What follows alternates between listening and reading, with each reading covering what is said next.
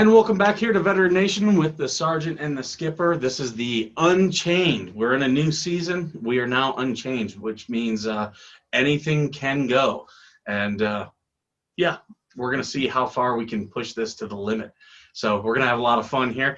I'm joined again with Joseph. How you doing today? I'm doing pretty good, man.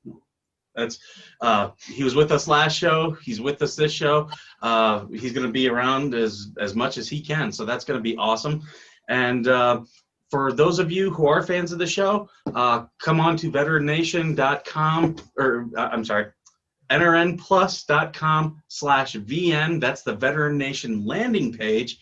Please subscribe to the channel, or if you want to subscribe to NRN Plus in total, it's about $9.99 a month or $79 for the year. You're going to get access to all the other NRN content, special content from our show, and yeah, you'll be able to communicate with us directly. If you can't do that, also join us at the Facebook Veteran Nation group page. We do a lot of fun stuff there. It's a little bit different on Facebook because we're limited, but yeah, it's all good stuff. And today we've got a very interesting guest. We have Karalyn Martin, who she is a Marine veteran, and she is got a competition that she's in. So Karalyn, how you doing today? I'm good. How are you? I am doing great. So you've been very active since you got out. I've been doing a lot of different veterans things. Go ahead and tell us a little bit about what you have going on. So what I have going on immediately right now, and that's on my plate, I guess the only time that I've only had like one thing on my plate, is I am a finalist this year for Miss Veteran America 2020. We are the first cohort to have to go virtual. So it's been a complete, I don't know, it's just upside down, I guess, because Final Salute Incorporated, who hosts Miss Veteran America and created it, they have also had to do the same thing. So as they're trying to figure it out or not figure it out, you know, we've kind of been tossed and turned and then, you know, really put into a time crunch. So it's been kind of stressful, but at the same time, it was worth it. And obviously, like, just skill wise, I can adapt. Other than that, I am an ambassador for Air Power Foundation, which is one of the largest foundations in the nation. And I got kind of involved with them from just public speaking and talking about my story, my battle with suicide, and kind of how I'm here today. And what I've done to each year, I just end up doing something different. So each year I just make it a point to, I really found that, like, once I chose life, that to help others is really what was my niche. And so I work with about 10 different nonprofits, and it might be legal resources, it might be benefits, suicide, service dogs, you name it. If it's here, I've got my hands in it. Yeah, when I got your bio, I was like, wow, is there anything she doesn't do? Because it was pretty full. So with the competition, you guys, you're doing it all digital now. You had to do a lip sync contest, correct? Correct. That is, everyone's talent is lip sync. What was the song you chose? So I did "We Are Warriors" by Avril Lavigne, who's still making music. I did think that when I listened to it, I didn't know it was her. And I also was just like, oh, this is like a badass song. It's more in my head, Viking. And that's what it, you know, refers to. So being that, like, when I did my DNA, that's what came back. Then it was just like, oh, this is cool. And it'll go with this. Well, then I watched the music video and it's about COVID. Oh, nice. So I like how you were like, yeah, she still makes music. That's hilarious. But you've done, I want to make sure that we say, you know, best of luck to you in the competition. That's a very important competition because it raises money for female vets. And one thing we've learned is that there's a lot of gaps in the programs that the VA offers, a lot of gaps in what other nonprofits offer when it comes to female veterans. Everything is very male-centric. Have you run into across anything where you were like, oh, I like this program, but it's only for men, or anything like that? Or I have not personally needed something and it's like only for men. I did work in one of my internships and I volunteered downtown Fort Worth at one of the largest homeless shelters here called Union Gospel Mission. okay. And in the overnight shelter, there were a lot of female vets coming, they would only take in 15 to 16 a night. You could be a part of the program, but a lot of times they don't. However, across the street, we have the Patriot House, and that's transitional housing for male veterans. And there's a lot of resources, and they bus them and they get them to our county hospital, which our property taxes pay for, so it's free medical.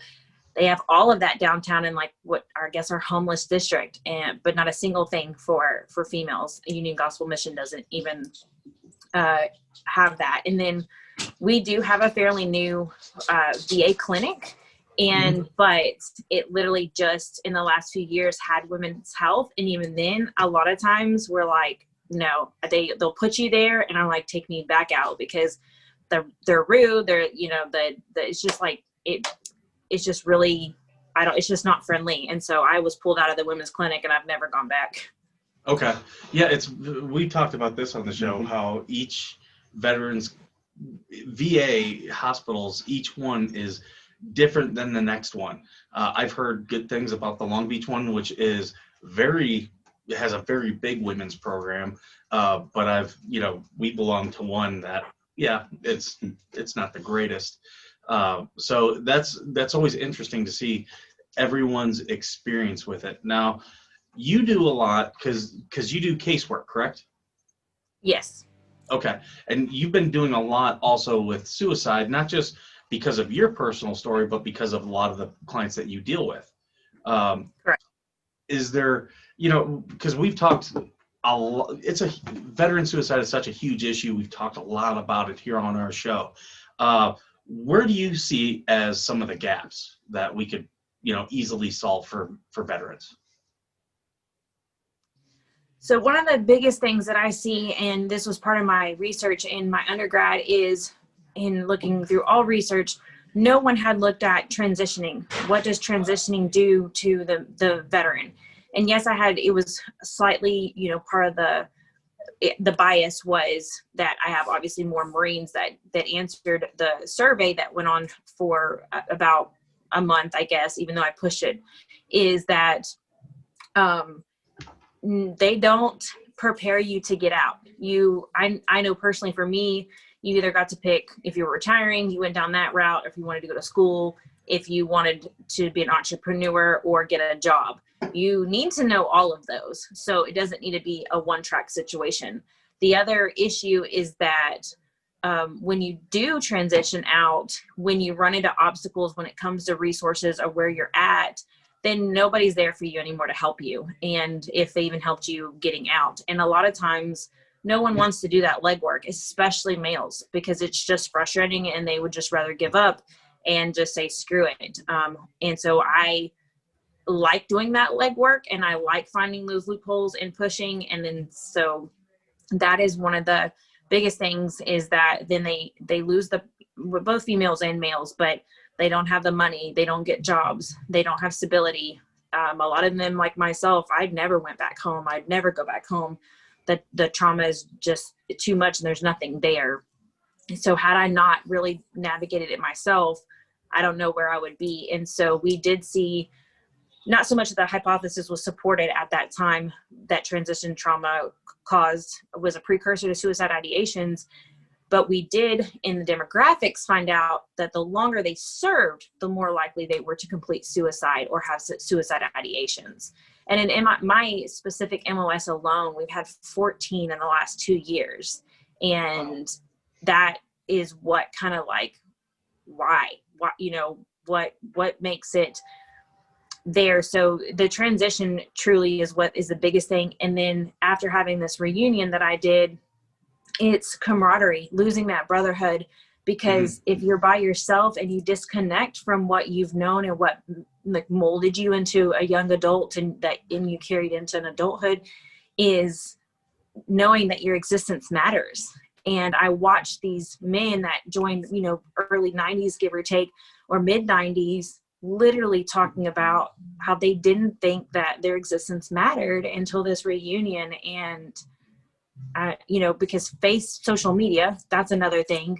Social media doesn't bring you close. It can be so fake. I can make my life look amazing and perfect, you know, or I can make it look horrible, but that doesn't keep me connected with them. You really need to be able to pick up the phone, and, you know, so the texting and social media, it really disconnects you from each other. And that seems to be a huge deal, that you feel alone and you end up in that spiral downhill. Did you face anything like that? Yeah, I had a pretty rough time myself, even once I got out. I'm actually very lucky that I had the VFW, because pretty soon after I got out, I ended up also having one of my best friends, someone I served with, he ended up dying, and I actually went down in a really dark spiral. And if it wasn't for the people at the VFW, I probably wouldn't be here today. That's one thing I see, is there's a lot of commonality of people who've gotten out don't really seek help. I've found that other veterans have been the ones to be like, hey, you need to get help with this. So what you're doing, I think, is incredibly important. Are you guys going to be doing any more of those reunions? Are you going to, I heard that you planned everything about it. So, I mean, was that just too tall of an order, or is that something that you think you can do? No, especially if you tell me I can't do it, I'm gonna tell you, watch. That's a Marine right there. Yeah. I do. The impact was so much more than I could possibly fathom. You know, just watching the Marines become vulnerable and open up and just let go, it was phenomenal. So they are like, yeah, next year. And I'm like, next year, haha. But honestly, I told them, I said, absolutely, I would do it again and again. I would like to see it a reoccurring thing. I would like us to see it grow. I know that's what's going to happen. So with that, I would definitely have to have someone that's committed to a committee to doing it, because it's going to need to be bigger and better. I mean, this year I brought in 22 Kill, and Jake, their CEO, I mean, he's just inspirational. Taya Kyle and I are really good friends. She came in for lunch.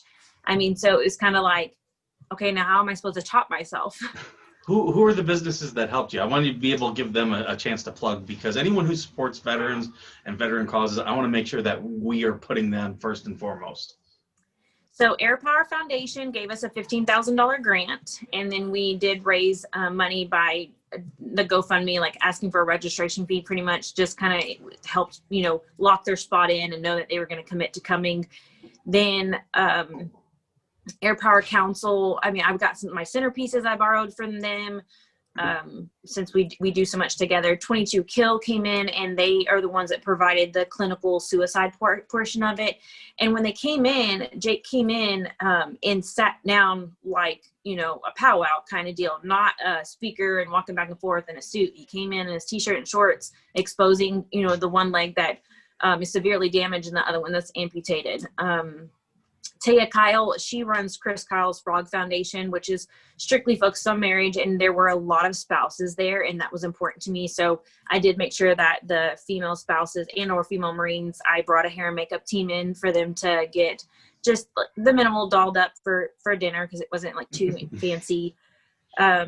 Operation Red, White, and Blue, they kind of just help in all kinds of different areas. Dr. Karalyn Martin runs that. I'm trying to think of who else. I mean, the Weston DFW is who they provided all that stuff for free, all the ballrooms, everything. And I think that's pretty much it, that as far as that organization wise that helped. Well, I take that back. Metroplex Marines. So Metroplex Marines is the nonprofit I use to route the grant through, because I'm not personally a nonprofit. So I had to have a nonprofit hold the money and route a grant through. So Colonel McCollum, who runs Metroplex Marines, that was the core. There you go. I can't believe I would even forget that, but he was the core of that, because he pretty much just held on to it. I would pay for stuff up front, hand him the invoice, he'd cut the check. And so he was phenomenal, and we just used it. We used them. But Metroplex Marines is also just a really good nonprofit in the area. No, that's good because, like I said, we want to make sure that anyone who's supporting us, that we're supporting them. So it's good that you were able to be able to mention them. And, I'd encourage anyone watching, those are a lot of good resources and a lot of good places that you should, check out. What other, because I know you're always busy. What other things you got going on? Or what's in the future for you? Don't know yet. Are you gonna take time off? Or? So, no, no. Obviously, finals for Miss Veteran America are October 11th. So everything's due as far as advocacy and fundraising will stop. Well, it won't stop, but it's due on October 1st, and so that they will tally that up. We'll do preliminary interviews on October 9th, and then we'll be on standby while the rest of the world watches with us to see who gets crowned. And then after that, I don't know. I'm starting to get nervous. You're gonna become an Instagram influencer? No, that is one thing you will see me shut down real quick is social media. I can't, running that much is just, no. It's a bear. It could be a bear if it's something that you have to do, because I've done events and stuff where I've got to promote it on social media, and it can be its own little job. And I don't like promoting myself at all. It's so uncomfortable. I'm just like, this is not, no. With my job, hopefully once COVID opens back up, so I guess I can't say, I do have my hands in something already. So that fund is run by Myers Jackson. He's known as America's auctioneer from Texas Flip and Move off at HGTV. Okay. He runs Vet Fund. He's a Marine veteran, and him and I linked up when he heard about the reunion. They wanted to help raise money. We didn't get the opportunity to do that, but what he does is he works with other veterans, and they bring in consignments. So like if you were a veteran and you're good at welding and you make like this really cool, welding something, then you send it to Myers. He puts it in that auction, and it might only be worth $50, but he's going to auction it off for $500. And then that veteran gets 50% of that. And then the other 50% either goes to Vet Fund, if that's what you're doing the auction for, or we're actually doing the auction for whatever other nonprofit. So that is something I just was voted in as a secretary for the board. Thankfully, because I serve on my HOA board, then I know how to, work boards. So one thing that Tarrant County has, which is the county I live in, we have Veterans Treatment Court. So any veteran with a misdemeanor, Class A or B, can go into Veterans Treatment Court if they have a good lawyer, or if they get put on probation and their probation officer knows to get them to me throughout the department. Then I put the package together and I get them back into Veterans Treatment Court. That actually, what that focuses on in 3 phases is uses our nonprofit resources and rehabilitate the veterans instead of circling them through the criminal justice system. If for some reason they do have to go to county jail, the veterans have their own pod. And a lot of them are artistic. And so if they're Marines, I would say they're probably autistic. Yeah, well, you're not allowed to give them crayons.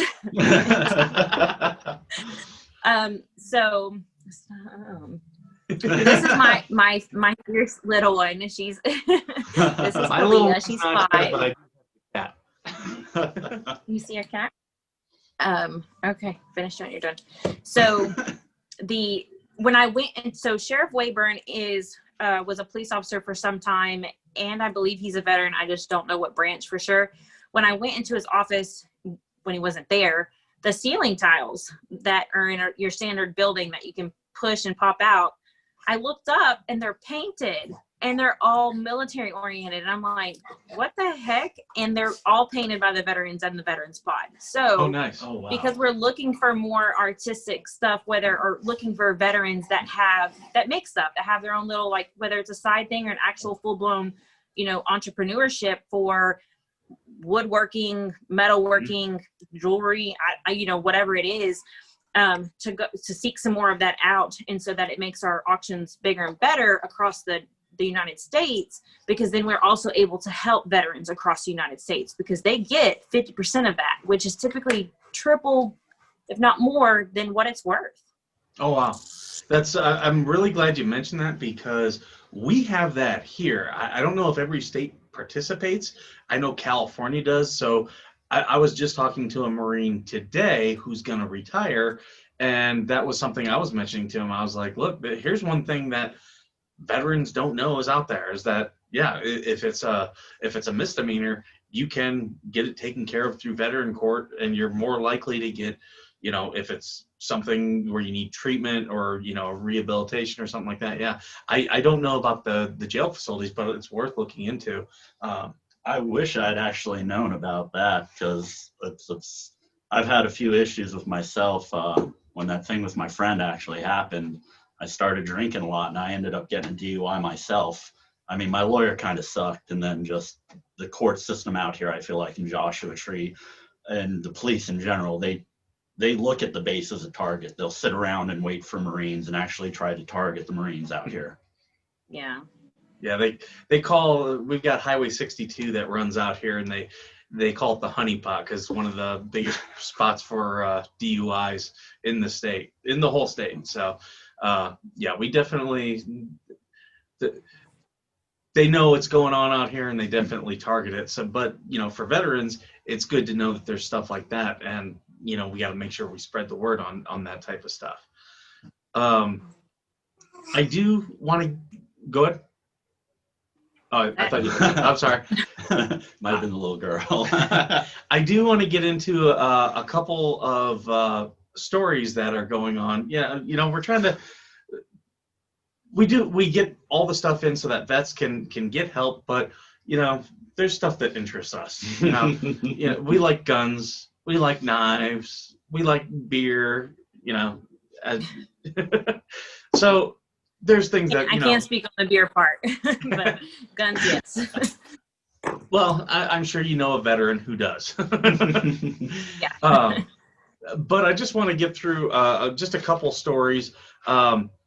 So today we had some major legislation signed, and you're in an area that it definitely affects. Do you want to talk about it? Yeah, so I have been, like most of the nation, watching the justice be served for Vanessa Gillian, and not just served for her, but using it as a movement to finally make the change that our military needs, not just for women, men too. Because Fort Hood. We've lost what, 4 soldiers there? It's, I think, 8 this year. 8? Okay, yeah, I've seen the stories. I'm not there, so I'm a little bit. And that's not including the bodies they dug up in the midst of finding other bodies. So that's one of the big things. But what was so gruesome, about her whole situation is that they were able to dismember her body the way they did, put her in a Pelican case, and it was 100% premeditated, because they had lime, which means they really looked into what decomposes the body, and then attempted to cement it as well. So there has been a lot of sex trafficking bust. There's been a lot of prostitution bust. And with today, they've been trying to get that bill where it would make anyone who needs to report sexual assault, harassment, anything at all, it takes it out of the chain of command's hands and goes into an outside contracted situation, because it's notorious, and stigma, statistics, however you want to look at it, stereotype, is that commands will start to sweep it under the rug, or opening your mouth is worse than just keeping your mouth shut. In this case, though, we ended up in a death for whatever reason, whether she knew something she wasn't supposed to or whatnot. But so they did do the partisan today did pass, and they expect both houses, the House and Senate, to 100% push it forward, and we will see that an outside agency will, from this point forward, take care of that for the military members everywhere, and not just the Army, so that we can actually get rid of the sexual harassment and assault that's going on in our military. I've had a couple people ask me about it. People because of doing this show and other things, and even though I don't know all the particulars, I haven't done a lot on the stories of it. I've said, here's one thing I do know, that there is some issue in the command, and what we're seeing is a symptom of the major problem. And because when you've been around the military enough and you see these type of things happening, it's because somewhere else there's an issue that has been pushed aside and ignored and just allowed to get worse, and it becomes a cancer, and cancer eats away at everything. And I would not be surprised to find out if that's what's actually going on, is that there was something else. Have you been up on the stories at all?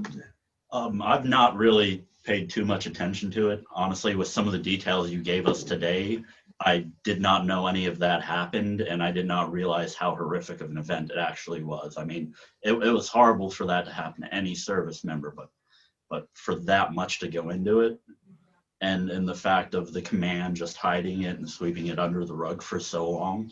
And just being a Pelican case is involved, that kind of gives you an idea of the people involved. Because, I mean, most times when something like that happens with a military member, you're like, oh, that's a military member. But that was someone who had probably some access to some things. Yes. So. Yeah, she was in the armory when she was murdered. He did murder her with a hammer, and because they were in the armory, even though it was in my opinion outside looking in, yeah, I know, is that her stuff was left there. She clearly went missing, not AWOL. And what it appears to be is that every time somebody goes missing, it's just that they went AWOL. They're not looking for them, even though soldiers were like, she didn't go AWOL. Her stuff was left there. She's, gone. And he was seen carrying the 3-foot Pelican case out. Prior to committing suicide.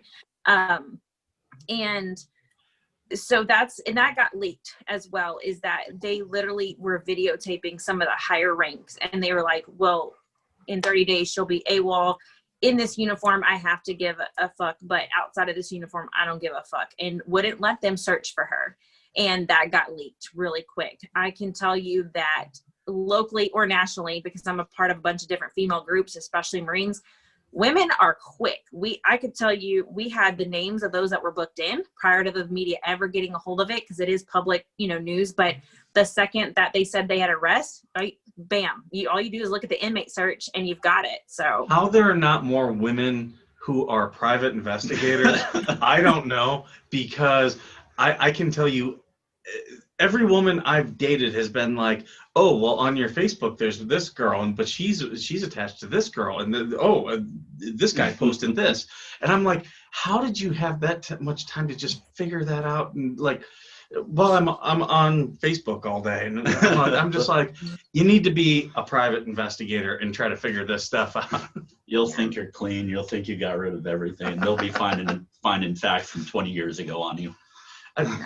Guys are. And then one of the most recent, well, I wouldn't say most recent, because I think that's still unanswered with the most recent, but the most recent homicide, the most recent suicide, from my understanding, is he was raped, and he said something, he spoke up, and next thing you know, he's the one in the mental hospital. Mm-hmm. And his family knew that he was, put into the mental hospital, and he had told his family, I'll call you when I get out, and then didn't. And for days, no one looked for him. And mm-hmm. it wasn't until his family came all the way down here to Texas, and then just random hikers found him hanging in a tree. I'm not going to sugarcoat how bad Fort Hood is down in Killeen, Texas, and that he had been hanging. And had someone gone and looked for him, just a little bit, we have probably one of the number one search teams in the United States here, because mm-hmm. we have the dogs, because we have horses. Like, when somebody goes missing or you need something, I promise you that the way Texas comes together to find whatever it is or whoever it is, our Amber Alerts, they're over pretty quickly, because they will find these children. They'll hunt them down. Mm-hmm. So for that to be happening down there makes no sense, because we have the capability to find whoever we need to. The rapes and the sexual harassment, Fort Hood is an indicator that there's a major problem there, but I don't want people to think, oh, it's just Fort Hood. It's rampant everywhere. There was just this week, a senior chief had gone AWOL. A senior chief. They don't go AWOL, but was convicted for going AWOL, but was not convicted for sexual assault, sexual harassment, and something else. But again, you see the headline, what it talks about, and you're like, well, this is a much bigger story, and you start reading into it, and then you find out, oh, this was someone who was doing a lot of bad stuff. Yeah, they were acquitted, but one thing that people forget is that commanding generals have a lot of power. They can set aside a court-martial acquittal. They can, and drastic stuff like that is what it's gonna take to finally get the leadership of the military to finally wake up and say, you know what, we cannot allow this amongst our peers. We cannot allow this to happen to our lower enlisted. So, hopefully someone starts taking charge in the DOD and saying, I'm not gonna put up with this. We're gonna stop it, and empower the junior leaders to be the ones to speak up. Give them forums to be able to speak up. Because it's bad. And I can't speak for every branch, but I sit right here next to the Joint Reserve Base that used to be known as Carswell, and it has every branch here. It is heavily, though, with Marine and Navy reservists. And I can tell you from my experience of just being in the area that there's a different breed of female Marines. I can't speak for other things, but we're talking about, they're upping that PT requirement, and then CrossFit got big, and just in general. And you're also seeing a different look, that whole, well, you don't look like a Marine. Well, what's a Marine supposed to look like? Either they're coming in and they could look like a model. It's not the stigma that every single one of them looks like a boy or a man and they're masculine. And the girls aren't putting up with it. The women, they're not. It's a knockdown drag out. They are holding firm to that, and that's also what it's going to take, unfortunately, is for them to be strong. The toughest females were always my favorite. My always favorite to serve with. Oh, I loved seeing them sometimes. Just a guy would think he can try and swing his dick around, and she would not deal with it, and she would put him in his place so fast. It was the most enjoyable thing to watch. Yeah. I want to get off that subject a little bit and get on to some things that are a little bit more lighthearted, because we want to also have fun on this show. Did y'all see what happened with Captain America, Chris Evans, this weekend? Yes, apparently he decided to take a picture of himself and release it via Twitter. He was on Instagram, and I think he was doing like a screen record, but yeah, he had a picture of his little soldier, and it was in there, and it just kind of blew up everywhere. Just an accidental release on Twitter. And yeah. I mean, now you got to look at all the other guys and think when they accidentally send one out, you can't really blame us that much. I had a Marine who we NJP'd because he had sent a picture like that to another female Marine who that was his first ever interaction with her. He liked her, and that was how he was going to introduce himself. And, it's not easy to get a first sergeant in an NJP to laugh, but I looked at the Marine and I said, that doesn't work. Do you think if that worked, do you think I'd be sitting here talking with you, or would I be in the bathroom trying to get the lighting right? And the first sergeant lost it. But, I just don't get the mentality, I don't know. But yeah, you shouldn't have. He took full responsibility, and when they said Chris Evans, I'm really bad about not knowing, like the actor, and they were just like, they said Captain America, and my first thought was, I don't think he's attractive, so I was like, it their face isn't there, I don't want to see anything else either. I was a little too late. I tried even earlier today, seeing if it was still on Twitter. No luck. I just thought the story was funny. I laughed at it, but oh my, some of the women were just ruthless in their, like, just the way they were breaking down everything about it. And like, oh my, it was, it definitely gave me a chuckle because it wasn't me. But Oh yeah. yeah, that was an interesting story. Definitely. I don't know if it's going to make me go to another Marvel movie faster or not, but It's funny too, though, because actually once that happened, one of the things he posted afterwards was he was trying to get the people to go out and vote. He tried to use that as, I guess, like, oh, you're coming to look at my page. Now go do something else. Yeah. From my understanding, he took full responsibility for it. yeah, he did. It was just a knucklehead move because it was in like a gallery of pictures. So, if you weren't looking at that one first, but the thing that caught me though was how many pictures that he has of himself in his phone. There was only like 12 pictures there. And I'm like, this is a Hollywood actor, because like half of them were him at different things. And I was like, how big of a narcissist do you have to be in Hollywood? That just points it out. But yeah, I thought that was a pretty funny story. I knew you would get a kick out of it. Oh, yes. I want to go through just some questions. I was on. I stole some questions from Ask Reddit. That's what everybody does. They steal from Reddit. Just because I want to see some things. I want to hear some stories that maybe you guys have. This first question is, what's something that the recruiters didn't tell you? Is there anything? How to do my hair. That's a good one, actually. Because, yeah, that's... If a female Marine doesn't have short hair, yeah, you got to figure out how to do that bun very quickly. And very nice. You're not going to catch another branch that has their hair locked on like a female Marines. Yeah, no, the only real, like, my recruiter didn't tell me it halfway through the whole process that he was going to get himself sent to the brig, so that was kind of a surprise. Awesome. I show up one day and he's just not there, and they're like, oh, yeah, you'll have to sit down for a minute. Can we ask what he did? Do you know? Fraternization with a female pulley. Pulley, yeah. That was rhetorical. Yeah. Rhetorical question. I mean, it wasn't even... The active duty women were having nothing to do with him.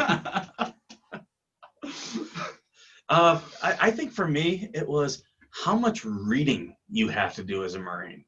Like, it just got worse. As an officer, they were constantly throwing books at me. Hey, read this. And like, I like to research. Like, if you tell me I can't do something, I'm going to start going through all the research and find out some way that I can make it happen.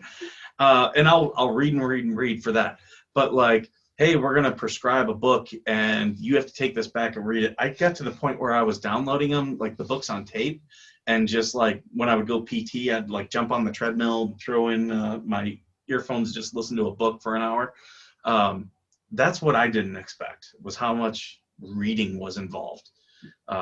Even as enlisted, I didn't know, like, my first 6 months, they put me in the ID card center. Like, worst job for someone brand new. And they were like, hey, we're going to put you at the ID card center. So now I'm making IDs for everyone. And yeah, there's so many rules and regulations that like determine who gets what. And like, it was just crazy. You had to ask so many personal questions to people. I was uncomfortable with it. So yeah, that's a good one. Were you ever deployed? Yes, I went to Afghanistan in 2011, and then I did a forward deployment, which was my first duty station in Iwakuni, Japan. Where were you at in 11 in Afghanistan?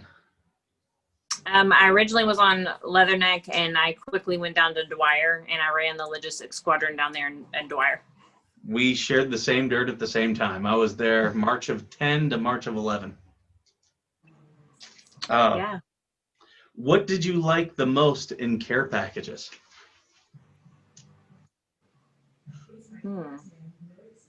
I can tell you what mine was.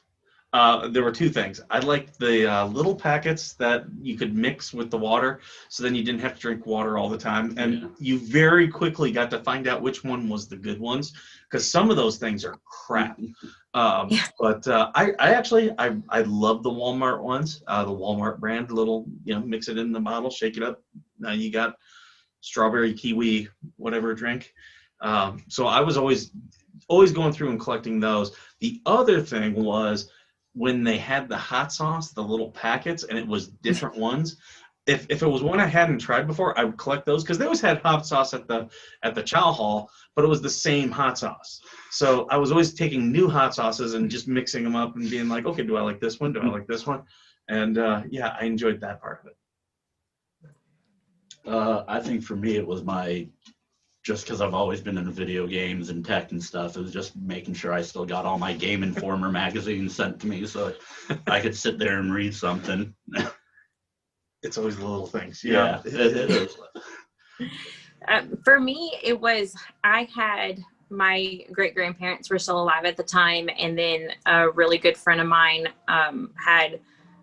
we dated for a long time growing up, and he had committed suicide while I was in boot camp. And so I'm really close with his dad, who's a Vietnam veteran, and to this day I still am. And for me, both my great-grandparents and him we wrote letters. It was the first time that, like, since social media, that I was able to, like, actually, even if it was a care package, what I wanted inside was that letter.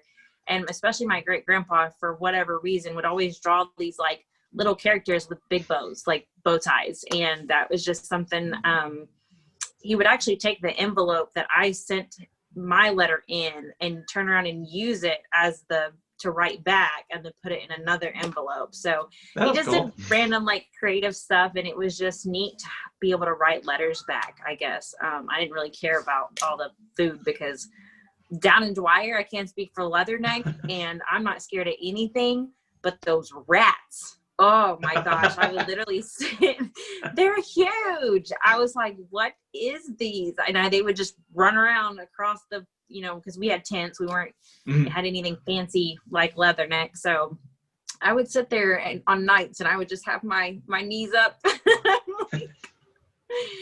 So I didn't care about the food, because that's what brought those rats around. Yeah, that's those things. We had those at Leatherneck, especially.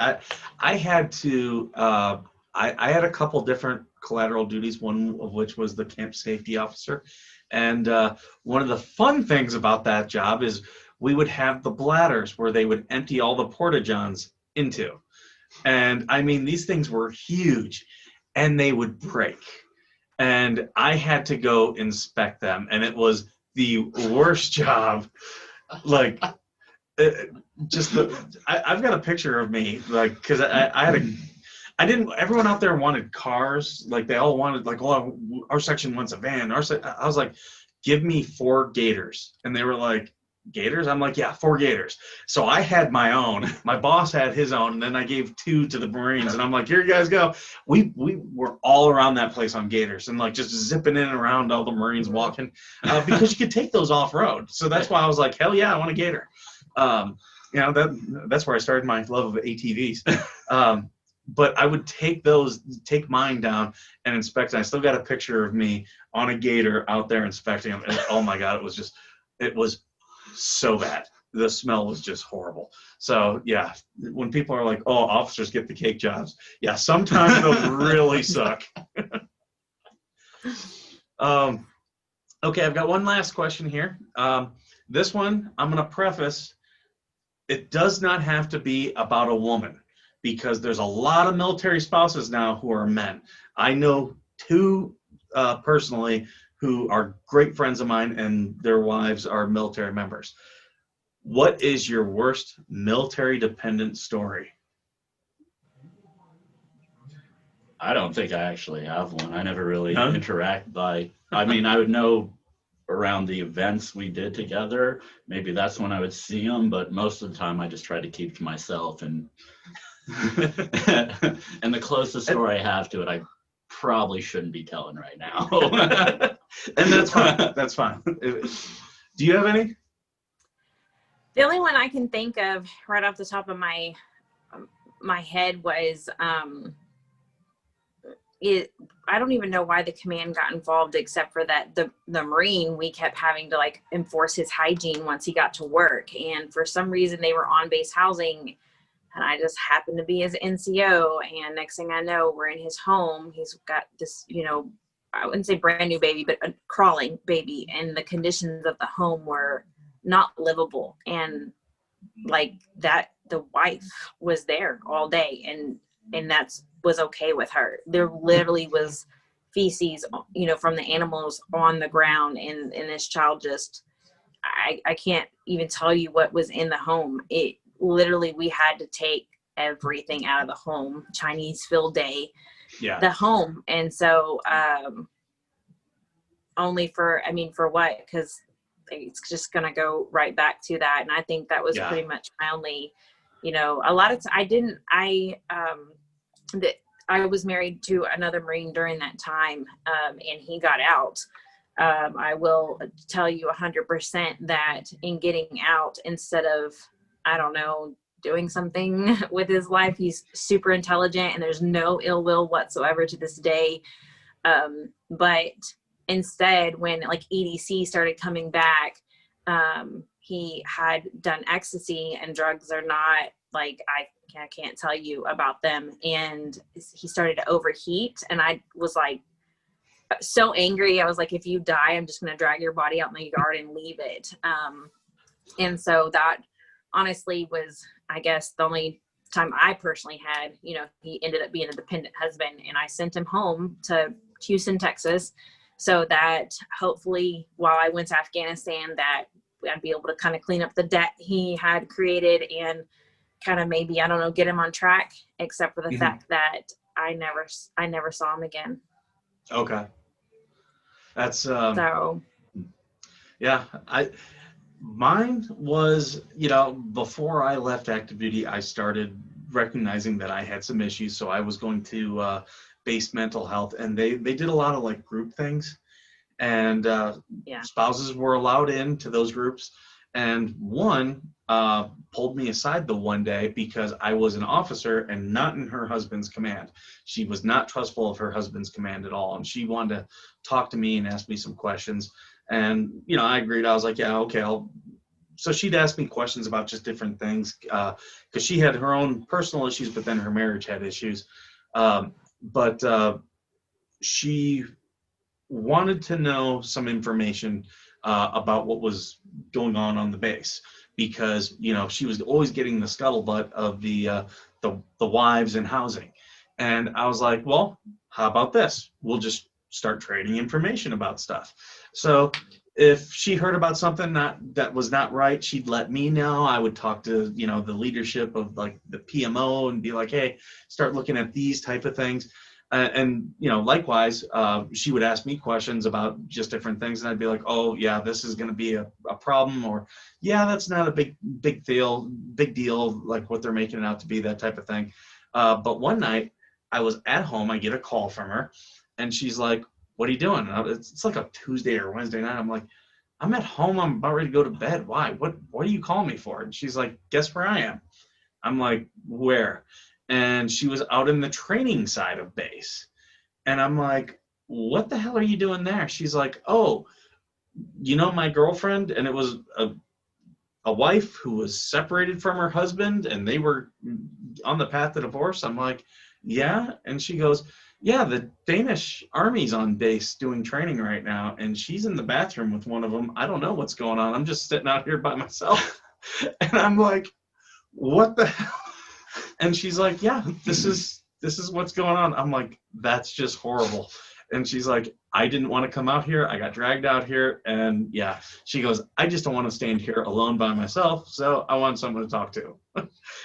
So that's probably the worst thing I've ever heard of concerning military spouses. without going too much into detail, like, because I probably could go into graphic detail, but I don't really want to. But yeah, so those are the questions I had and some of the stories. Is there anything that you think the listeners that we haven't talked about that the listeners should know about, or any resources that you think that we haven't spoke about that they should absolutely look at? Well, since the competition is kind of at the core of what I'm doing right now, and it's something we're raising awareness about, is what I didn't know, and a lot of people don't know, is that homeless female veterans are the largest growing homeless population of all homelessness. On any given day, there is estimated to be 55,000 homeless female veterans on the streets, and it's also they're undercounted because if they have children, then during what HUD pick, which is for 24 hours one time a year, that HUD in every area will go through and count in the shelters and the streets and stuff like that. The issue is that with females, if they have children, you're not going to catch them in those shelters. You're not going to catch them on the streets. They're going to be in cars, couch surfing, which is still legitimately by definition homeless. And there are also women out there that don't know that Final Salute Incorporated can also help with emergency funds. So they have 3 major programs. One of them, the acronym's HOME, and that is their housing outreach, mentorship, and then that helps with transitional housing and provides them that. And then there's SAFE, which is an acronym, and it goes through the financial education portion of it. And if I remember correctly, everyone who does HOME goes through SAFE because, you know, they're trying to set you up for success. All of that's still locally based in Alexandria, Virginia, but throughout the U.S., if you needed help with rent or water, electricity, something like that, they can help. And then they have Next Uniform, which this year was postponed. And Next Uniform helps women transitioning. So it helps them get headshots, do kind of a makeover, get some business hire, all free of charge. So that's the biggest thing. And when I was posting about Final Salute Incorporated, I can't tell you how many women were like, I wish I'd have known about this. I wish I'd have known about this. And I didn't know that how bad it was. And then when they did the last major research, which was 2011, and for me as having a master's in social work research, that's severely outdated, but it is difficult to kind of get that to catch up right now, is that over 60% of places that offered housing for homeless females either wouldn't accept children, or there was age restrictions, and or there was issues. For example, one of the testimonials is that they were in there with a registered sex offender, and so he's not even supposed to be around children, and they were in those type of circumstances. So the biggest thing with this competition is, it's, we're raising money. It only takes $25 a night to provide a female housing, essential services, case management, hygiene, anything that they possibly need.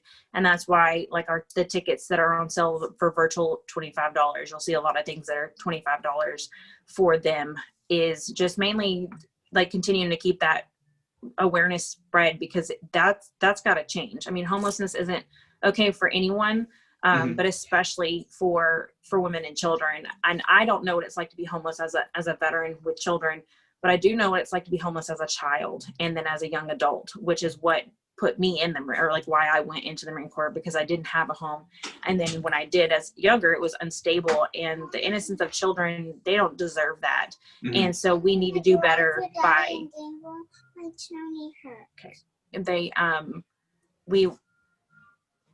totally threw me off. Sorry. Oh, you were talking about how you didn't have just the innocence of that. Yeah. So in the innocence of that is the children don't understand. And so we hopefully, not just organizations like Final Salute, I would like to see them expand. They would thrive if we were to duplicate them here in DFW. That would be a real future project, in my opinion, is to do that, just because I know we have the political background here that to back it, if that makes sense. Our mayor Betsy Price was part of homing the 100 veterans in 100 days, and it was actually 180 plus in 100 days.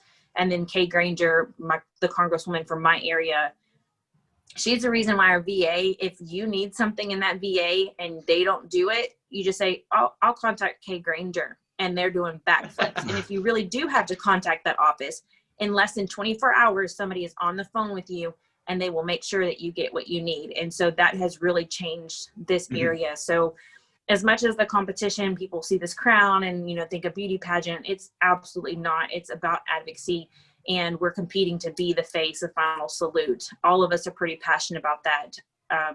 I can't say I'm more passionate than other people, but there are a lot of factors that I endured in that list that caused homelessness. And so it's important for female veterans and veterans in general to know that resource is out there no matter where you're at. Other resources out there, 22 Kill, they have programs, and that can be accessed nationwide. There are different things I can speak of, like more, I know some service dog areas in different places throughout the United States that will either train your dog that you already have if they'll pass the temperament test, and or provide a dog for you and go through that training and stuff. I know here, the Cowtown Warriors, all they do every year is raise money. And then, say, for example, honestly, my boss is 33 years old and she's a Navy veteran. She did 2 tours to Bahrain, and she survived breast cancer, only for her to now have bone cancer everywhere, and it's metastatic. So she's stressing about these bills, the vet bills and some other things that don't have anything to do with her treatment. And that's what Cowtown Warriors does. You apply for it. And in my case, I am 100% permanent and totally disabled. I have a neurological disease or disorder, however you want to look at it. And I needed a different bed. And so, not to sound like vain or at all, but my bed cost $8,000. And I can believe it. They bought with the contract what they have with Mattress Firm, they paid for it, and they didn't pay that price, obviously. But then when they saw my budget worksheet, or kind of like other finances, because I am a one income household right now, my husband's a veteran, but he's in school, and the GI Bill's been completely messed up with COVID. So I've worked for 5 years on top of my medical issues. I literally think I've been in a radiation machine of some sort every week at this point, if not more than once. But that they then saw that we had to replace our AC unit for our whole house, and then they paid that off too. And that's not even what I asked for. So there's you don't have to be in Texas to receive that help at all. It's just a matter of networking. That's probably the number one thing that a lot of people don't believe in, but it changes your life. You can reach there's no end to what you can do when you start networking and working with other people. Absolutely. That's we're going to be doing some things on the show. In fact, I'm going to be doing probably either a video or a series of videos on helping veterans learn how to apply for federal jobs, because that's a difficult system to navigate. But I'm glad you mentioned a lot of those nonprofits, because we are trying to get the word out about them so people understand that there is help out there, but it's all networking, just like what you were talking about. Almost every program I found out through other vets. Oh, and is that your service dog? Yeah. So here's my service dog, Coco. He's an English chocolate lab, and he's 10, and he still works just as well. He's a sweet boy. Oh, that's we got to get Joseph a service dog. He's the one left out right now. Yeah. Well, I really want to thank you for coming on the show today. I think you've definitely brought forth a lot of resources for veterans. I love that. That's absolutely what we're here to do. Okay.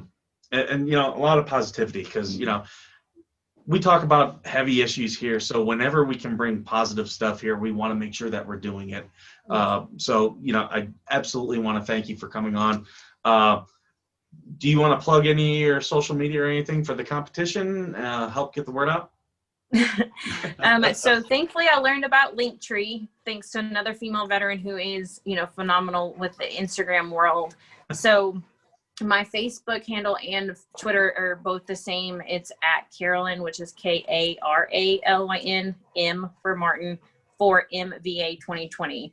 And then Instagram it's just shortened because I actually do go by Kara, so it's Kara M for MVA 2020. And that's pretty much. And then each one of those have my link tree, and then from there there's a chocolate raffle that's worth $300 worth of chocolate donated by Lift Chocolate. It's a marine owned chocolate company. Oh, and excellent. It is. And it's, so he donated the $300 worth, and it's $10 an entry, multiple entries, and the money goes straight to Final Salute. There's a direct link to the Facebook fundraiser. There's also shirts and masks available that are printed on demand that are real cost effective. That money also goes into that. And then just other information, just following my pages in general to continue to follow me on this journey and or reach out. I actually just randomly had somebody say, hey, I read your bio, talk to me about school. I want to do social work. So anything like that, not just for the competition, but that link tree will give you access to everything, to include tickets. But the biggest thing with tickets that I hope, and of course, not everybody listens, but anybody that buys tickets or decides to do a sponsorship, if they don't contact me and tell me that they did because they heard it from me, then I don't get credit for them buying the tickets. Okay. And I personally want to be able to thank those that buy tickets because you heard it from me for supporting me in this.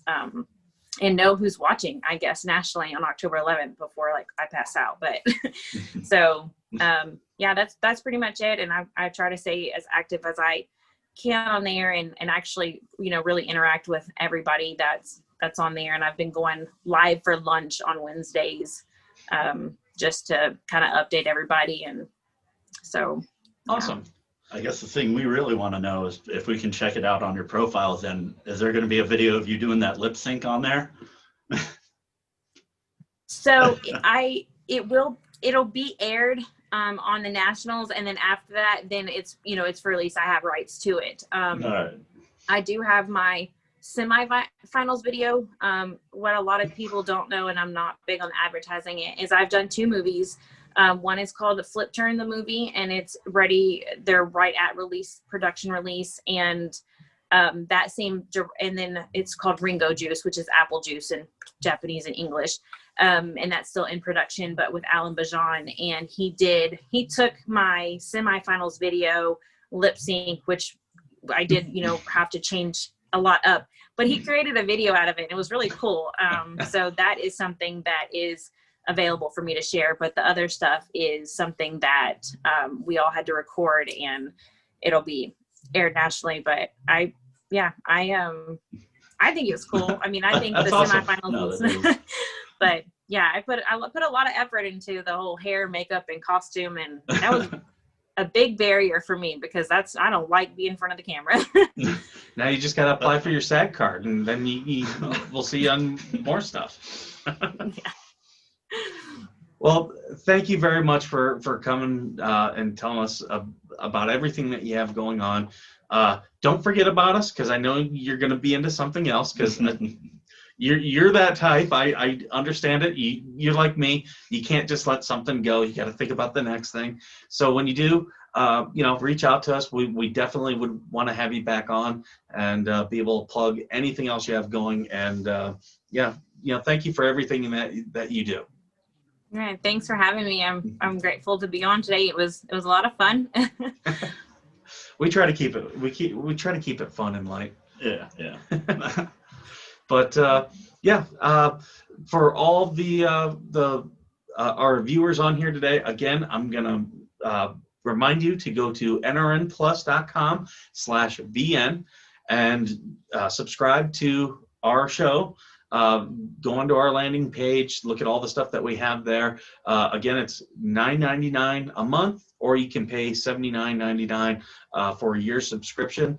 We're also going to be streaming this out on YouTube, and it also streams on Periscope and OpsLens, the OpsLens network. We're on there.